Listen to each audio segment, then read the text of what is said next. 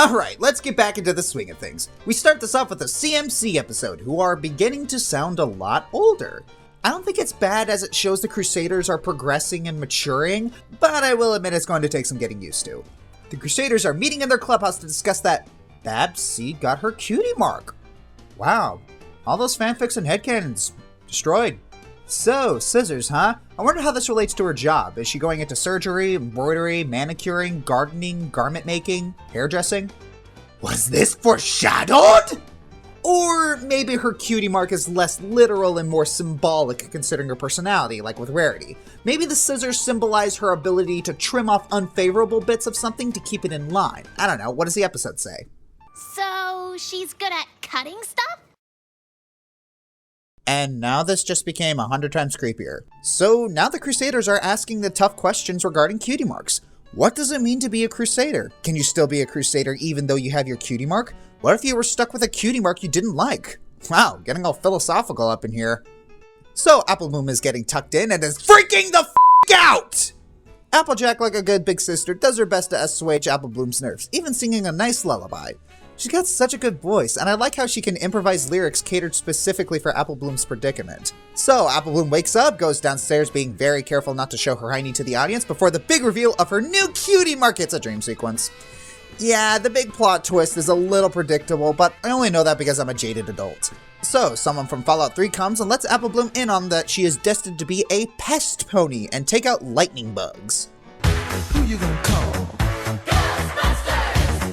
Okay, I couldn't decide what reference to make, sue me. Okay, here's the one thing that bugs me about this, no pun intended. Everything here is a dream, as in not real. So any world building or exposition that happens, we can't really assume these are actually in Equestria. Apple Bloom seemed confused about the concept of a pest pony like it was something her subconscious made up. This is a little disappointing because those Twitter mites look really cool. And the two twerp twins show up. 1 minute, I need to break some things while the text explains my thoughts.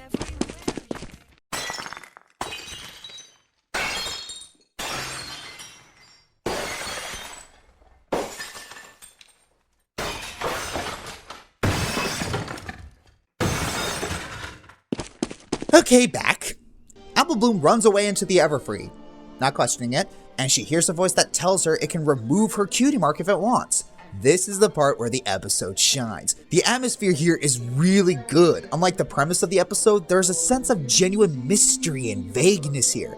Yes, Apple Bloom, listen to the spooky multi-layered voice in the Dark Forest. You can trust it. I was being sarcastic! So Apple Bloom gets her mark removed, and as a result, the Tortomites start destroying all of Ponyville. I'd complain about the fact that the princesses can't do anything, but again, dream. Side note, I like the small little lesson here that there are some jobs that aren't pleasant, but someone has to do them, otherwise bad things happen. So, Apple Bloom gets zapped and wakes up to what's obviously another dream. I mean, we still got 10 more minutes of the episode. I ain't being fooled. She comes down to find another cutie mark, which I'm half tempted to believe is her actual one. You know, that would be funny if when she finally gets her cutie mark in real life, she gets this one and at first doesn't believe it because of these events. So Apple Bloom goes to the Cutie Mark Crusaders clubhouse to show off her cutie mark, and of course the other two slowly and statement by statement kick Apple Bloom out of the clubhouse. Kind of unpleasant, but yeah, dream, I guess I can give it a pass. She goes back into the forest and... Sounds to me like cutie marks and trouble are two peas in the same pod. Excuse me for a moment. What did you do? Then Apple Bloom loses her cutie mark, then the others get theirs because dreams like to troll you. My dreams like to do that too. I remember my last dream.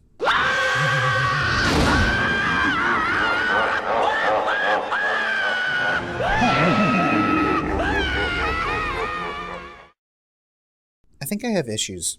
So then we... Oh, come on! They handed it to me on a silver platter. Then we get the Apple family disowning Apple Bloom for having a non-Apple related cutie mark. Multiple things here. One, hearing Big Mac talk like this is still weird, and hearing it coming out of all of these people is doubly weird. Two, I think it's interesting that each of Apple Bloom's paranoia has come to a head here. Her fear of getting a sucky cutie mark, her fear of her cutie mark meaning she couldn't be a Crusader anymore, and her fear of her cutie mark meaning she couldn't be an Apple anymore. Really good setup and payoff here. Then Apple Bloom tries to figure out who the heck the voice is, when it turns out to be... I am a shadow, the true self. I'm sorry, it was too easy! Then Luna appears, making her appearances to the CMC 3 for 3, and...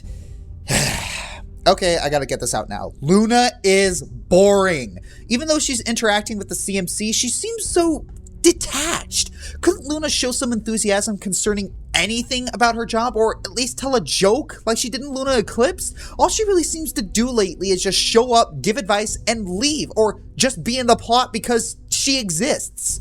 Alright, to be fair, I know there's a lot to cram into 20 minutes, and it wouldn't be fair to expect something new about her each episode she plays a semi-significant role in. One episode with nothing new?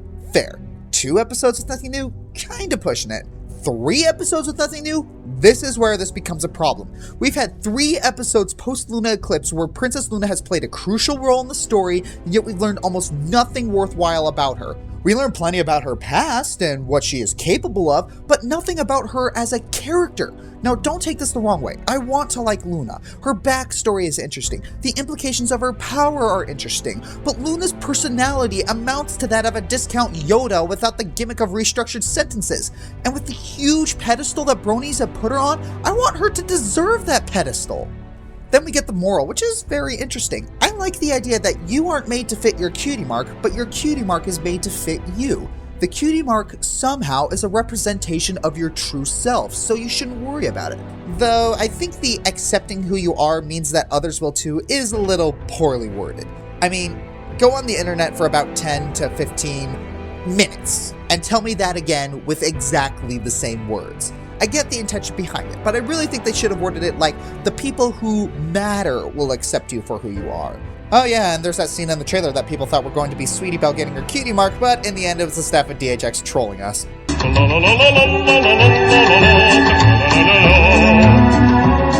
Overall, I liked the episode. I had to watch it 3 times to fully understand it and gather my thoughts on it. I'm a little disappointed that these character interactions in the first 2/3 don't amount to anything due to the nature of a dream episode. I mean, we don't get to spend a lot of time with these characters, so I was hoping for a little more genuine interaction. But other than that, the episode was pretty, moral was decent, something taking Luna too seriously.